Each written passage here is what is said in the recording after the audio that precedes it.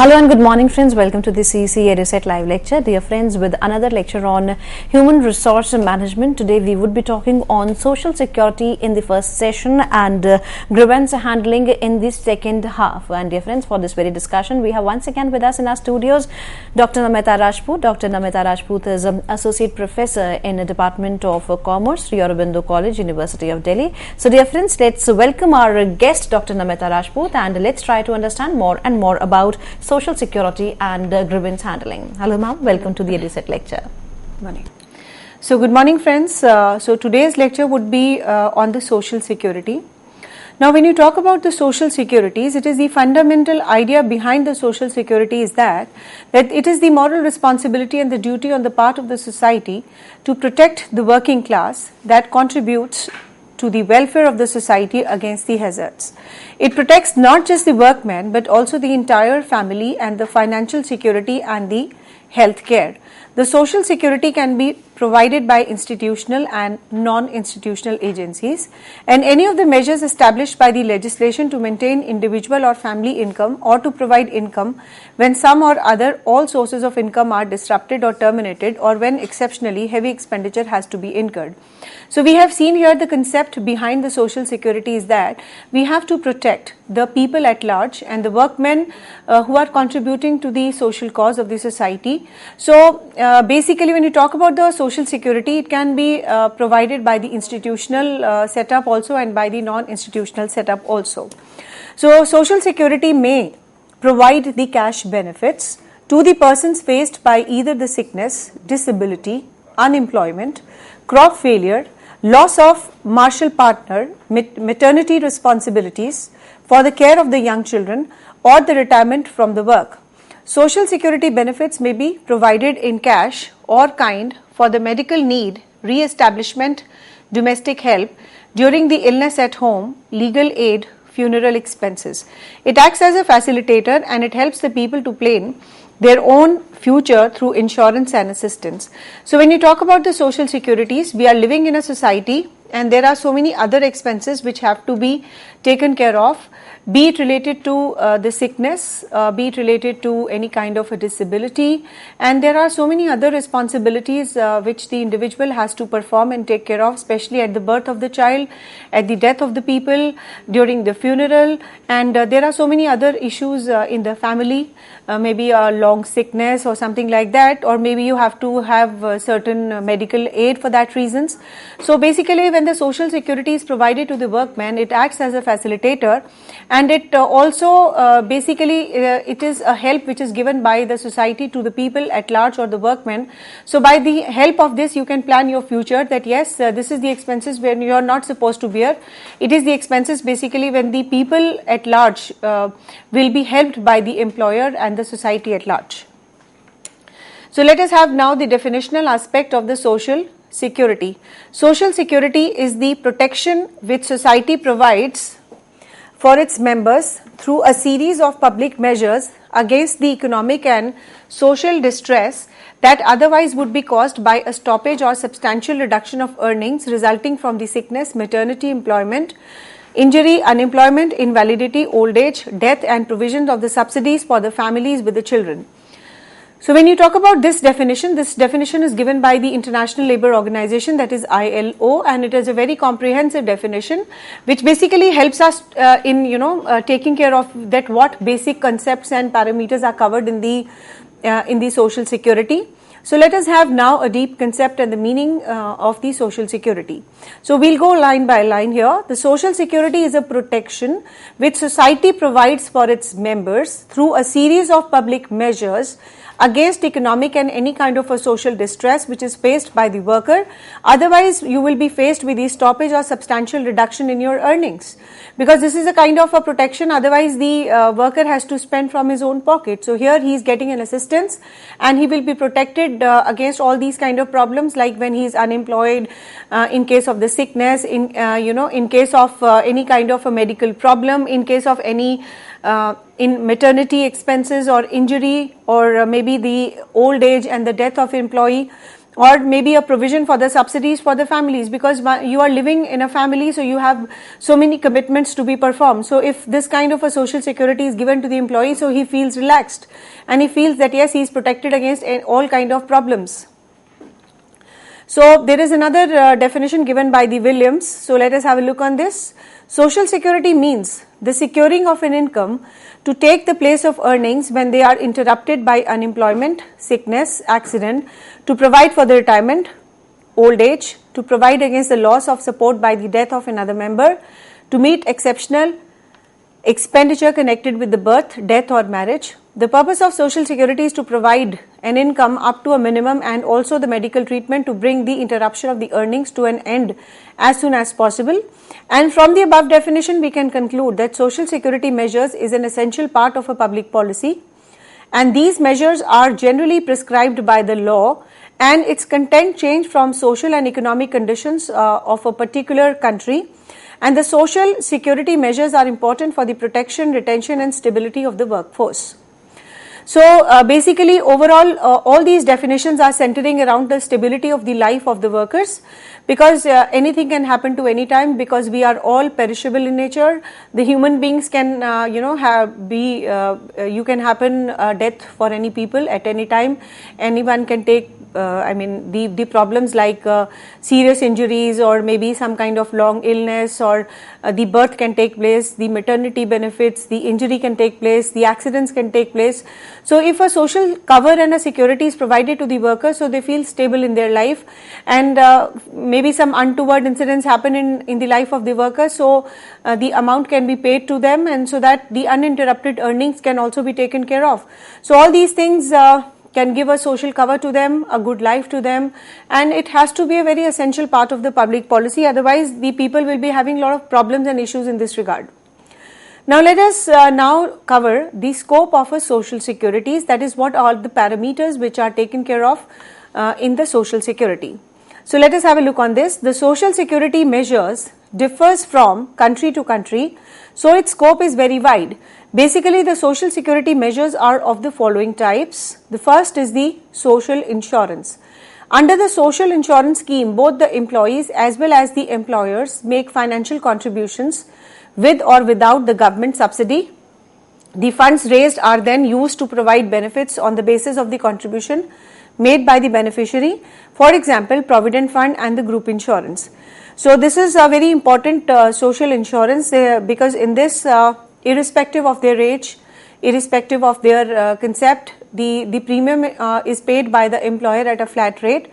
So basically we talk about the Provident Fund and the group insurance in this case, because this gives a lot of security to them, that after their death or after any kind of a social and untoward incidents which can happen in their life, so this major amount will be contributed towards their stability and can contribute to the stability of their life.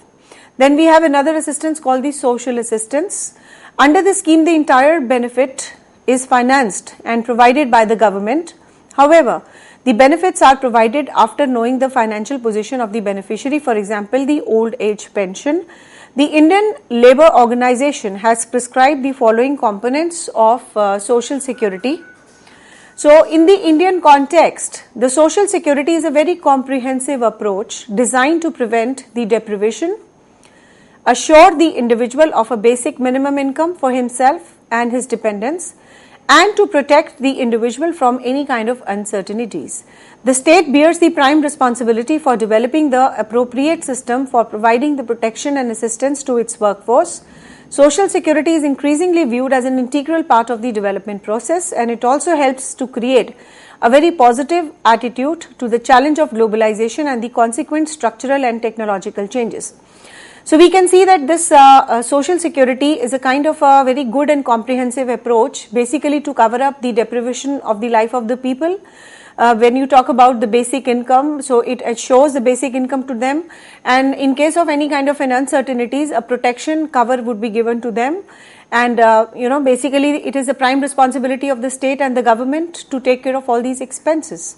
And it is increasingly viewed now as a very integral part of the development process, because unless and until the people are taken care of nicely and their responsibilities are not being shared by the state, then of course their mind will not be at peace and they will always be in a state of a difficult position and so on and so forth. So basically this social cover and the social security, when you talk about the Indian context, is a very important concept. It gives a very positive mindset in the mind of the people that yes, their life are covered and their insurance and about their deaths, and in case of any kind of an illness, they will be taken care of. So it gives a mental solace to their mind. So it also creates a very positive attitude to the challenge of the globalization and the consequent structural and the technological changes. So if you see the globalized world and the contemporary life of today, we are living in a technological era in which the information and communication technologies, they play a very vital role, and on a blink of an eye the technology changes. So if you are in this backdrop, you can face the problem of unemployment, you can face any kind of a problem, because now, because of the structural changes and the technological changes, which is the sea change which you see in the modern contemporary organizations, you never know whether today you are having a job and tomorrow maybe you are out of the job. So all these things are really creating a havoc in the mind of the people. So this kind of a social security benefits, if they are granted to them, it gives a lot of stability in the minds of the workers.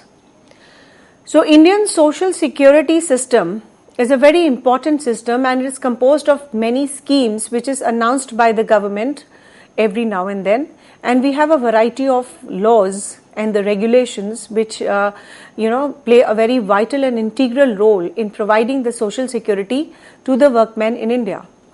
So Social Security Division has been set up under the Ministry of Labour and Employment, and the division deals with the framing of the social security policy for the workers, administrations of all the legislations relating to the social security and implementation of the various social security measures. Social security benefits are provided by the following central acts: the Workmen Compensation Act 1923, Employee State Insurance Act 1948, Employee Provident Fund Act 1952, Payment of Gratuity Act 1972, Maternity Benefit Act 1961, and the Group Insurance. So we have seen in the Indian context, we have variety of laws and the regulations which is announced by the government every now and then. We keep revising, we keep adding these kind of laws so that we extend a very large and a good framework and a broadened framework to protect the life of the workers. So let us do these acts one by one and give you the vital importance of these acts, which is really contributing towards the social security in India. Now the first act which I would be talking about now is the Workmen Compensation Act 1923. So this is the first and the foremost act in India towards the social security system in India, and it's a very landmark act and it has a very peculiar and particular features which is adding towards the good life and the social security cover to be extended to the workmen or the workforce in the Indian context. So let us now talk about the main features of this acts. The first is that the act objects to impose an obligation upon the employers to pay the compensation to the workers for the accidents arising out of and in the course of employment. This act covers all workers employed in factories, mines, plantations, transport undertakings, construction works, railway, circus and other hazardous occupations specified in Schedule 2 of the Act. This Act does not apply to the members of the armed forces, casual workers and the workers covered under the Employee State Insurance Act 1948. The state governments are empowered to extend the Act to any hazardous establishments. This Act is administered by the commissioners appointed by the state governments. So we see here when you talk about the features of the acts in the Indian context, the first and the foremost thing which you talk about here is that it takes care of the obligation that if accident take place, this particular act must give a complete obligation of the employer towards the employment if the employer suffers from any kind of a problem which he has suffered because of the accidents. And when you talk about the casual workers and the armed forces and the government workers covered under the State Insurance Act 1948, this act does not apply to all these people. So the employer has the obligation to pay the compensation to the injured employee caused by accident arising out of and in cause of employment which disables him for more than 3 days, and the employer should compensate the injury employee within 1 month from the due date. Otherwise, the commissioner may direct for the recovery of the amount of the arrears along with the interest. The employer may even be imposed a further sum of not exceeding 50% of such amount by a way of penalty. The employer is not liable to pay the compensation under the following cases: when there is no total or partial disablement for a period exceeding 3 years, and when the injury does not result in death. So these are the two particular cases in which the Workmen Compensation Act of 1923 does not apply. That is, if the employer is not liable to pay here when there is no total or partial disablement for a period exceeding 3 days, and when the injury does not result in a death. So we have seen here that this particular act is quite comprehensive in nature. It has got a lot of good provisions and covering all the possible circumstances which you can foresee in terms of the Workmen Compensation Act of 1923. And when the worker was under the influence of the drinks or drugs at the time of accidents, this particular Compensation Act of 1923 will not be applied on it, because when you are intoxicated or in a state of intoxication, that is when you have drugs or when you have the drinks, then of course and nobody is liable to pay for all your bad habits.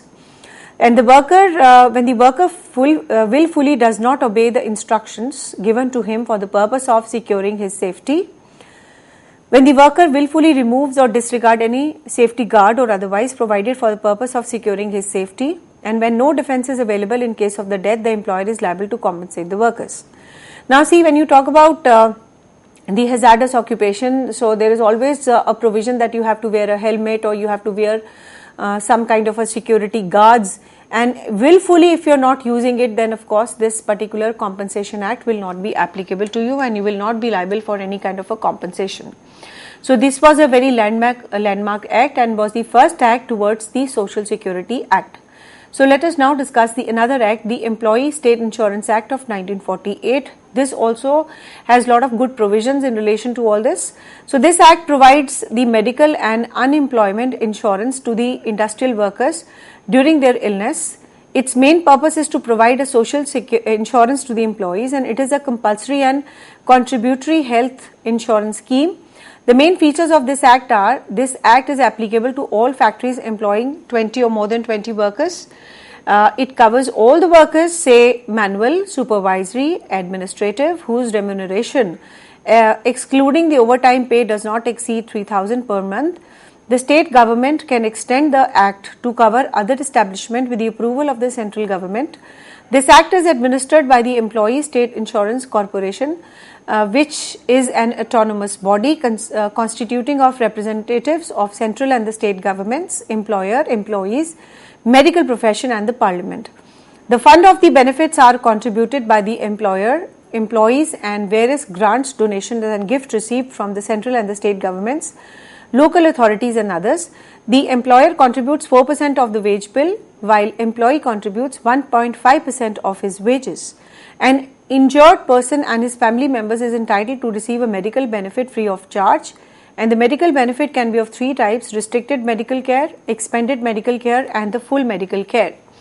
So this act, particularly when you talked about the insurance, also takes care of the complete different parameters which are under the Insurance Act, in which the premium will be shared by both the employer and the employee, and lot of covers would be given to him. But yes, the terms and the conditions apply and the provisions apply.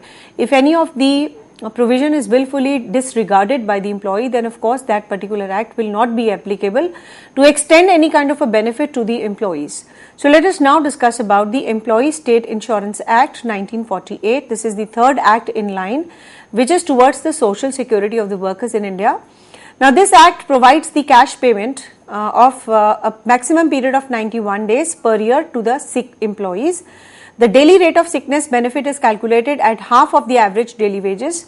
The workers suffering from long-term diseases like tuberculosis, leprosy, etc. are provided extended benefit at 62.5% of the average wages for a period of 309 days.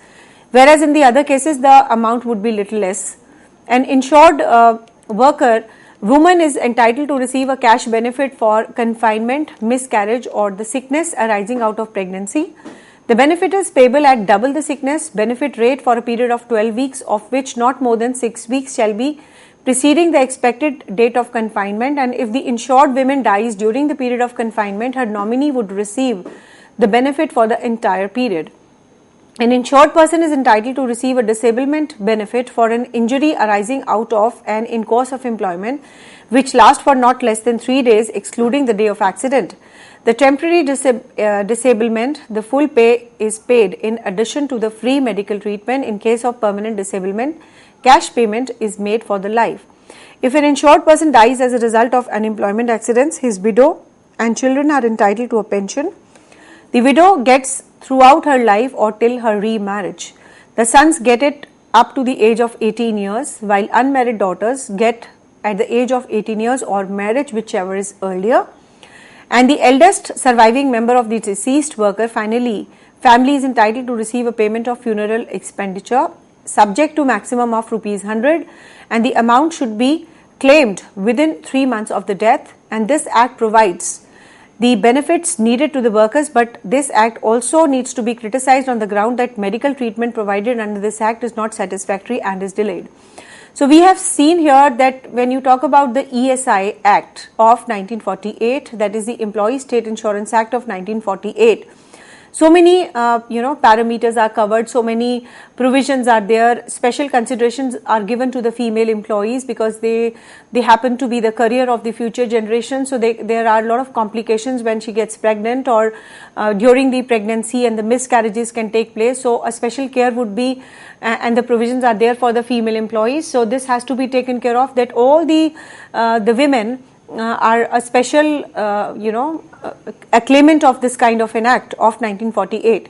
So there is a lot of criticism in this regard also, that the payment is delayed and the amount is not being paid fully, and there is a lot of bureaucratic problems in this regard. But yes, they can be rooted up because they are the implementation problems, and if a lot of monitoring and action is taken against any kind of mispractices, then of course the act otherwise is very good.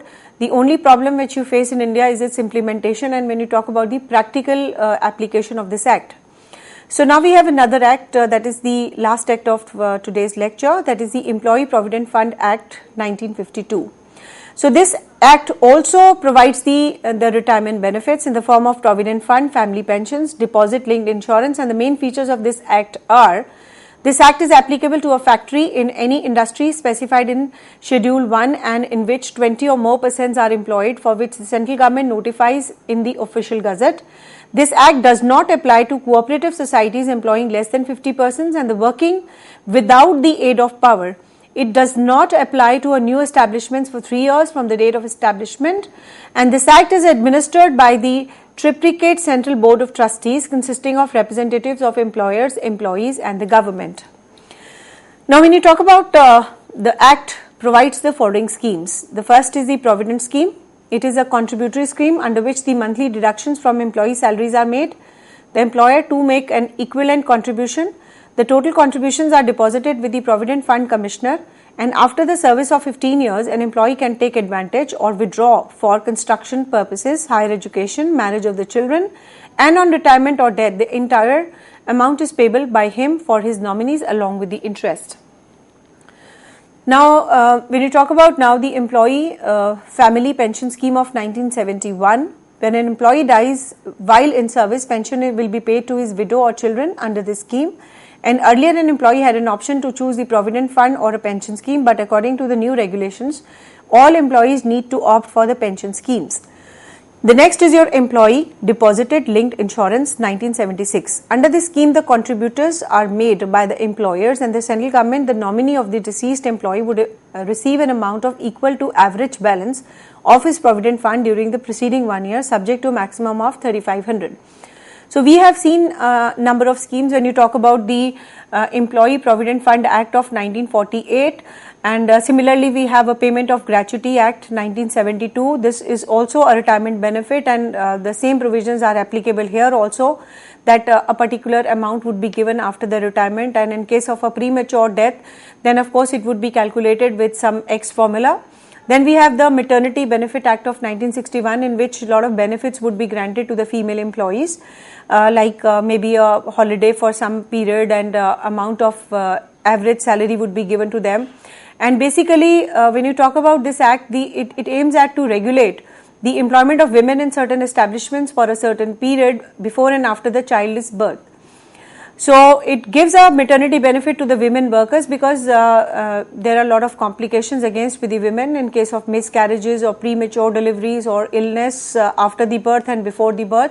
So all these provisions are covered under the acts of the Maternity Benefit Act. And then similarly, we have the group insurance here, which is again an insurance policy benefits which in which the premium would be paid by both the employer and the employee, and the risk cover is provided to the employees until they remain in the service with the employer. So when you talk about this particular scheme, this scheme is basically a contract between the insurance company and the employer, and the policy insured by the employer is called as a master contract. The premium is paid at a flat rate irrespective of age and salary of the employees, and the amount is jointly paid by the employee and the employer. That is why we call it as a group life insurance. And in case of the death, the amount received by the employer is paid to the employee or to his nominee if he is also no more. So we can see here that when you talk about a lot of the acts, when you talk about the social security road in India, we are having quite good comprehensive acts. To name it, we have the group insurance, we have the Maternity Benefit Act of 1961, we have the Payment of Gratuity Act of 1972, then we have the Employee Provident Fund of 1952. Similarly, we have the Employee State Insurance Act of 1948. So all these acts, the Workmen Compensation Act, which was the landmark act. So overall, the roadmap is good. The provisions are quite comprehensive. But yes, when you talk about the practicalities point of view, there are some problems which we see when you see the implementation part of it, which needs to be taken care of by the government of India to make it more stringent and effective. Otherwise, the whole scenario of the social security in India is quite a good road towards the securing the life of the workmen. So I hope the takeaways are good in this session, and in the next session I would be talking about the grievance handling mechanism. Thank you so much.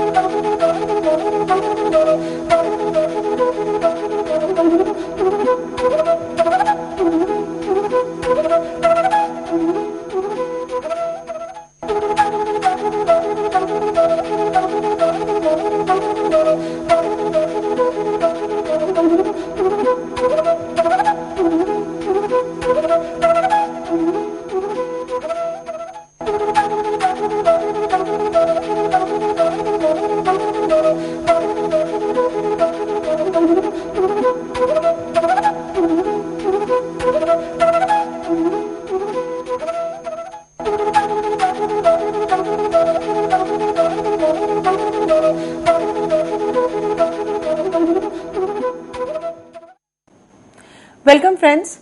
So we are in this session we would be talking about the grievance handling and the redressal. So as you all know, in the modern working lifestyle there are a lot of problems which the employee face, and they are discontented about the treatment which they are getting from the company, and the working conditions may not be good, the peers may not be good, and the subordinates are always having a fight with them, and you are in a state of conflicts always. So you do not have a peace of mind. So there are a lot of grievances which are in your mind and brain which needs to be taken out, because otherwise a kind of a dissatisfaction you will attain, and it will hamper your production and your peace of mind and so on and so forth. So every organization faces these kind of problems that they are called as the grievances. That is when you are always not happy with a particular state of affairs, or you need them to be corrected and so on and so forth. So what the grievances are all about, how it can be tapped, how it can be tackled.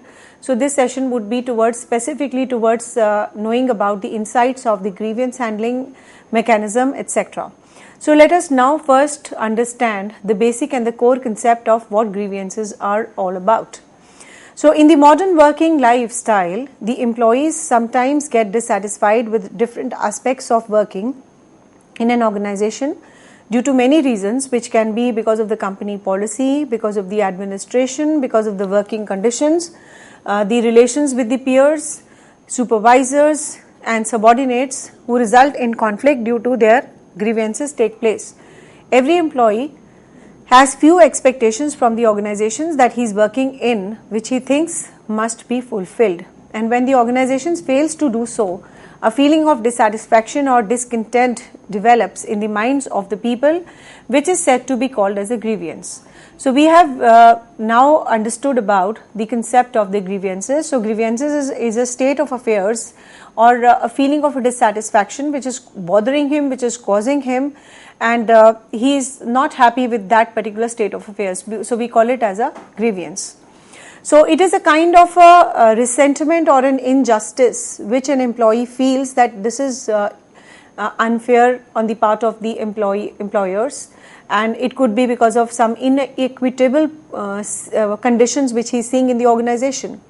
So simply to put it in a very simple word, so it is also called as a dissatisfaction to the employees with one's own employment situation, which is brought to the considerations of the management, because we are working in a very hierarchical atmosphere in which there is a hierarchy of authority responsibility structure which is coming from top to bottom.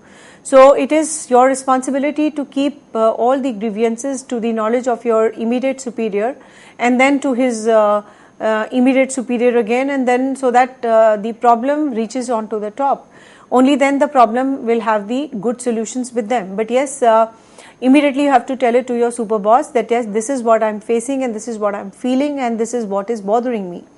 So it is a grievance is always a unfulfilled need which you always want in this direction, but people are not listening to you, or the situation is not conducive towards it, or maybe there are certain situations which goes out of control because of your peer group, or maybe because of some working condition style, or maybe you are feeling suffocated in the environment, or you want a connection and you want immediate solution from your employees. So grievance can be arising because of the violation of the company rules and the practices, the violation of collective bargaining, violation of the labor laws, or unfair treatment in the payments and promotions. Now see, when you talk about the overall working conditions and the lifestyle of the corporates of today, so you may not feel happy with the kind of the payment which you're getting, or maybe you face certain unethical practices which the corporate is feeling. So overall this fills your mind in a very bad way, and they are all if collected can really cause a lot of problems for the organization also, because the people who are facing the grievances, they need a solution also. So if that solution is not given to them, or probably they want to leave the organization, so this might result in labor turnover, because it has to be nipped in the bud. Like if the problem arises, you must contact to your superiors, and superiors must take a special care, because a small thing can become a large thing very quickly. So it has to be rolled back, it has to be rooted up immediately. So there is a need for a grievance procedure. So let us have a look on this. All the organizations require an effective grievance procedure due to the following reasons. If grievances take place, they seriously disturb the physical and the mental health of the employees, which may affect their morale, productivity, and their initiative to participate in the organizational activity. Thus, the management should take corrective measures, and the employees are entitled to executive, legislative and judicial protection. Therefore, the Grievance Procedure Act as a means of communication. It also helps in keeping a check on the arbitration action of the management. Now see, when you talk about the working style of today, more or less on the websites everything is there, and you can download the grievance settlement policy, the grievance redressal forum of the company, so on and so forth. Because the more things you keep in public domain, the more transparency you can depict in the eyes of the public, and the overall the corporate image would go up. So every organization must have a grievance settling procedure, and how and where to give your voice relating to any kind of a malpractices of the management, of your peers, of your working group. And of course there are so many legislative and judicial particular acts which have been passed, and it is in a way of means of communication which would tell you that if this is the situation, this is how the grievances would be settled. So there is a strong need for the grievance procedure, because a small thing can become large, and the large things can really put your organizations and make your organizations a Titanic ship. You would not even come to know that when your ship is going to be drowned. So there has to be a very strong procedure, and you need to have a strong grievance procedure in this regard. So if an effective handling grievance procedure is implemented in the organization, it also helps in boosting the employees' morale, keeps a check on the supervisor's behavior and attitude towards the subordinates. So in a way we can say that the grievance settling procedure is a kind of a ethical lens which keeps everything under control, specifically when you talk about the wrong practices by the management, when you talk about the wrong practices of your superiors, or maybe it also gives a mindset of the employees, and they feel motivated and feel good that yes, if there is a problem, there is a solution also, and that procedure has to be very, very good in case of catching the grievances and again solving them. So we can have some definitional aspect of grievances to give you a comprehensive view of what grievances is all about. So let us have the definitions from the three major people by the Michael, Yoder and Beach. So grievances is any kind of a discontentment or dissatisfaction, whether expressed or not, whether valid or not, arising out of anything connected with the company, which an employee thinks, believes or even feels to be unfair, unjust or inequitable. When a written complaint is filed by an employee complaining the unfair treatment against him in the organization, it is his grievance against the organization. Now again a definition by Beach. Grievance is any kind of a dissatisfaction or a feeling of injustice in connection with one's own employment situation that is brought to the notice of the management. Now see, the grievance, as I said, is a kind of a situation in which the dissatisfaction is there, in the minds of the employees, and it has to be brought up to the notice of the management, because unless and until the things are notified, how will the solutions can take place? Only when the information dissemination is there as regards the problem, only then the solutions can come up. So what the grievances can take any kind of a form and shape. So let us have a look on this. Maybe a grievance could be a factual, it could be disguised, that is a hidden one, and it could be an imaginary. That is what your mind says this, but actually the situation is not like that. So let us see one by one what the different forms of the grievances is all about. The first is the factual. Any grievance which arise when the legitimate need of employees are unfulfilled. For example, wage hike has been argued but not implemented, citing different reasons. The disguised is that when an employee is dissatisfied due to family, friends, peers, relatives and neighbors, and it is termed as disguised grief. If a new employee gets a new table, this might becomes an eyesore to the other employees which have not been treated the same way previously. And another is imaginary. When an employee is dissatisfied due to wrong perception or wrong information, such a information would be an imaginary grievance. The grievance can take place due to an invalid reason. So we have seen in this particular slide that the grievance can take any kind of form and shape. The first is a factual shape, The fact is all about the actual facts which are there, but maybe they are expecting a wage hike and other competitive firms have done it, but your organization was saying that it will do, but it has not done it. So it's a fact that if the hike in the wages will take place, the grievances will always be automatically solved. So it's a kind based on the factual information, and that is why we say it as a factual form of grievance. The second could be disguised. So disguised is a kind of a situation which is like hidden. For example, a new employee joins, he gets a very good treatment, he gets a very good furniture, a nice table to sit, a nice network to be done, and a good setup to be handled with. But yes, this kind of a treatment in the yesteryears was not there when you joined that organization. So automatically this will fill you with a kind of a grievance, that yes, and it becomes an eyesore in your eyes, that yes, this kind of a treatment which he is getting, we also joined at this space with the same kind of qualifications, but yes, the treatment which he is getting and which we got is different. So this is a kind of a disguise, but yes, these problems can be solved by a counseling session. Then the last is your imaginary. Imaginary is that you are thinking and your perception says something else, but the actual situation is something else. So maybe you are thinking wrong, or your grievances are imaginary. So this is quite dangerous form of a grievance. Then there are certain causes, major causes, which can really cause some kind of a grievance. Majorly it is the economic matters, that is relating to money. It could be because of the working conditions, and it could be because of the work groups. So let us have one by one. The first is your economic matter, that is the late bonus, payment revision, wage rates, system of wage payment, perceived inequalities in treatment, adjustments to overtime pay can result in grievance against the organization. Then another reason for the grievance could be working conditions. When the employees are dissatisfied due to poor working conditions, the poor quality of machinery and equipment, defective equipments can cause a grievance in the minds of the employees. The next is your work group. When an employee are unable to adjust with their peers and colleagues, and there is non-cooperative attitude and the behavior towards the co-workers, an employee suffers from a feeling of neglect and victimization.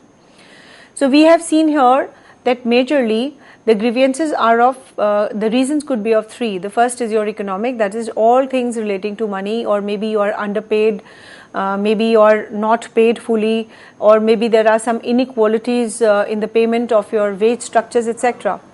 The next is your working conditions. The working conditions could be the maintenance of machines, and maybe you are not given that good environment when you're working, so this can also fill your mind with the grievances. Then another could be your workforce. The workforce, it is basically your peers are very uncooperative and you're not getting a very friendly environment when you're working in the organization. So this can be, one of the major causes of grievances. Another could be some organizational change. Like we understand that people resist change, and it's a very empirical, there are a lot of empirical findings to this effect, that if anything new and good is to be introduced in the organization, it is very difficult for the people to explain these kind of changes, that what is the repercussion of introducing these kind of changes. So they feel dissatisfied. So the grievances could be because of the organizational change, especially the seniors and the older people in the organization. They do not want to accept new things in the organization, so automatically they start cribbing about the situation. Then another could be because of the supervision, that there is a constant supervision coming up, so you want a free hand, but yes, there is always a surveillance and a supervision on your head, that yes, this can also fill you with a kind of a resilience, and people they always feel unhappy about it, and it could be one of the major reasons for the grievances in their minds.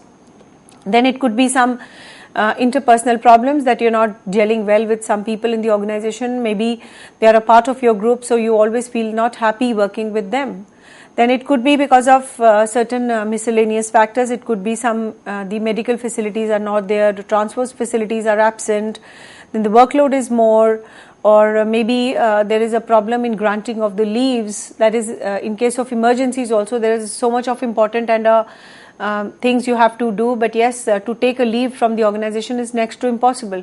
So all these miscellaneous factors can also fill your minds with the lot of grievances. So what are the effect of the grievances? The effects are very common, that your productivity will go down, you feel dissatisfied, there's a non-motivational things which will always prevail, there's a wastage of materials, spoilage, etc. And the effect of on the employees is that they start coming less to the organization, that is the rate of absenteeism would go up, the labor turnover would go up.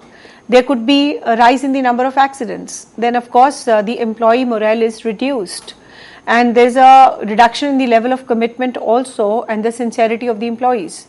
Then what is the effect on the managers?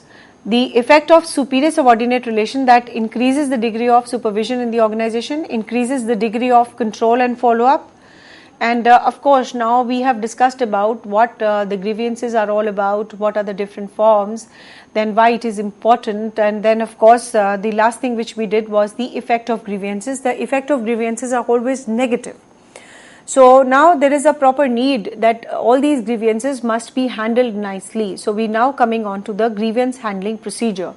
So this is one thing which every human resource student must understand, that the grievances can be a major root for the failure of the organizations and for the complete rooting up of the organization. So it has to be handled very carefully, because the human emotions are there, and it is very difficult to control the human beings for that matter. So now let us do the grievance handling procedure in this part. An effective grievance handling procedure serves as an outlet for employees' discontentment and frustration. The major objective of the grievance handling procedures are as follows. Number one, to enable the workers and employees to air their dissatisfaction to the organization. Number one, to clarify the form and the nature of grievance. Number two, to find out the reason and discontent and reduce the dissatisfaction among the employees. Number three, to take appropriate actions and ensure that grievances are effectively handled. Number four, and the last is to finally a speedy resolution to the problem. So the procedure which we have seen is very simple, that you have to understand what the grievance is all about. That grievance cause is what? Is it cash or is it non-cash? It may be because of the working conditions, it could be because of the peer working group, it could be because of some management policy or any kind of changes which the management is trying to initiate. So you first have to reason out why the people are having the grievances. So coming on to the why, then you have to see which form of grievances are there. Then of course the reason of discontentment among the people you have to be very particular about, and of course when you are through with the type and the form, then the causes of the problem, now it is the time to resolve it. So for the resolution you have to take some appropriate actions in this regard, that is, yes, this is the procedure which we have to follow, and eventually the problems will be solved. So when you talk about the grievance handling procedures, there are two types and the two ways in which you can always catch your grievance handling procedures. The first is the open door procedure, and the second is your step ladder procedure. So we would be doing these one by one. So let us do the first one, that is the open door policy. So under this type of a policy, the grieved employee can express his feelings openly to the top level management executives about the grievance. That is, you need not think twice also, you just have to approach the top level manager, because it's an open door. Anyone can go anywhere and give the problems and get the solutions. So you need not follow a procedure that you have to contact X individual, then who is less in hierarchy, then X will approach Y, Y will approach Z, nothing of this sort. It's an open door policy. Anyone who's having any kind of a problem can directly approach the chief executive officer of the company and of course state your state of affairs, that this is what is bothering you and this is the state of affairs and this is how the grievances have to be taken care of. So they are freely discussing their problems and coming on to the major cause because of which the grievances are increasing day by day. So basically when you talk about the open door policies, these are more suitable for the small organizations because the issues are not much, they are not complex. They are, it can be settled very easily because you want in small organizations the first-hand information. And the first-hand information is very easily available when you talk about the small organizations, and the grievance handling procedure is one-to-one and there's no problem, there are no steps which you have to follow. But yes, the second step which we will talk about now is a step ladder approach. Step ladder approach is a kind of a procedure which you have to follow. You cannot bypass. You cannot contact the chief executive officer of the company directly for solving and resolution of your problems. So here we call it as a step ladder, that is you have to climb the ladder one by one and ultimately and eventually your problems will be solved. So let us have a look on this in detail. The step ladder procedure is suitable for large organizations.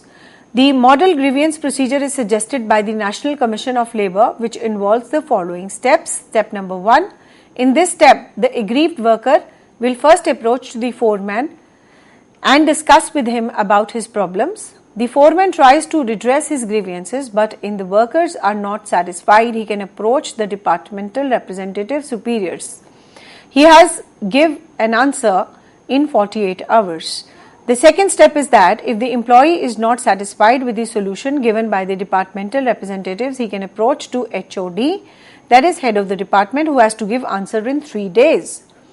The step number 3 is that if the department head also fails to satisfy the grieved employee, he can appeal to the Joint Grievance Committee, which consists of the representatives of the employees and the employers both, and the recommendations of the grievance committee are communicated to the employer, to the manager within 7 days in the form of reporting, and the final decision of the management must be informed to the worker within 3 days of the receipt of the report. The aggrieved employee can make an appeal against the decision of the manager if he is not satisfied with it. The management should communicate the decision of the workers within 7 days.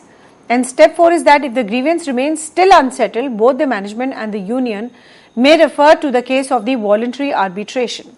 So you can here see in this slide that this is the procedure which is followed. The worker aggrieved employee first moves on to the foreman. If the problem still remains unsolved, he moves on to the departmental representatives, again to the HOD, again to the grievance committee, that is the management plus union, again to the general manager / the chief executives, and then he would go in for the voluntary arbitration. So we have seen here that there is a step ladder approach in which you cannot bypass any of the steps, and there is a proper procedure to it that if the problem still remains, you can finally go in for a voluntary arbitration in this case. So what could be the essentials of a good grievance handling procedure? Let us have a look on this. It must be fair. So fairness is one of the key characteristics which should be there as a part of the effective grievance procedure. Then followed by the conformity with the statutory provisions, that we have seen that there are so many provisions of the Indian corporate sector which has to be followed, and you cannot bypass any of those provisions, and the grievance procedure must be simple. So simplicity must be there. The conformity with the statutory provisions is also another vital issue in this regard, and it should be fair. There should not be any kind of biasness in the grievance and handling procedure. Then of course the training part has to be very important. The union representatives and the superior must be properly trained to take care of the aspects which is bothering them in case of increasing their grievances, and ambiguity should not be there. The procedure should be very clear, crystal clear and unambiguous, and it should be very prompt, because timeliness is very important in this regard. The problem, if an employee is facing a problem today and is getting a solution after 1 year, is of no use. So there are certain do's and don'ts in the grievance handling. They are most important, and the key checklist. Let us have a quick look on this. What are the do's? Investigating and handling every case in proper manner, communicating with the employee about the grievances, solving the issue in contractual time limit, determining whether procedural requirements are complied with or not, equal treatment to all the employees, examining the personal record of the aggrieved employee, examine the contract provisions, and holding the grievance handling sessions privately. Now let us now do the don'ts. Settling the grievance, ignoring the labor agreements, argue grievances cases off to the work premises, discuss the grievances issuing during the illegal stoppage of work, give detailed grievance answer, concede implied limitations on the management rights, settle the grievance in doubt, and give way to the copy of grievance. So now let us have a quick look on the grievance procedure in India. Presently there are 3 legislations which deals with the grievances of the employee who work in industries and factories. The first is your Industrial Employment Act 1946, which explains that every establishment employing more than 100 workers, they must frame the standing orders, which include a provision for redressal of grievance of workers against the unfair treatment or any kind of a wrongful actions of the employer. And secondly, we have the Factories Act of 1948, which also deals with the grievance settlement mechanism, and followed by the Dispute Act of 1947, which also has a detailed aspects of handling the grievance settlement procedure. And presently the Indian industries are adopting this procedure or procedures formulated by them with the modifications in the model grievance procedure. So we have seen that in Indian tail also we have a lot of strong and stringent acts which can really prove as a good cover to solve the problems, because I said in the earlier part of my presentation that yes, the grievance handling should be done very diligently, rationally, because this can take a lot of cost to the organizations if they are still remain unsolved. So I hope now the concept of grievance, the types and the ways and the forms and essentials and the grievance settling procedure in India are clear to you.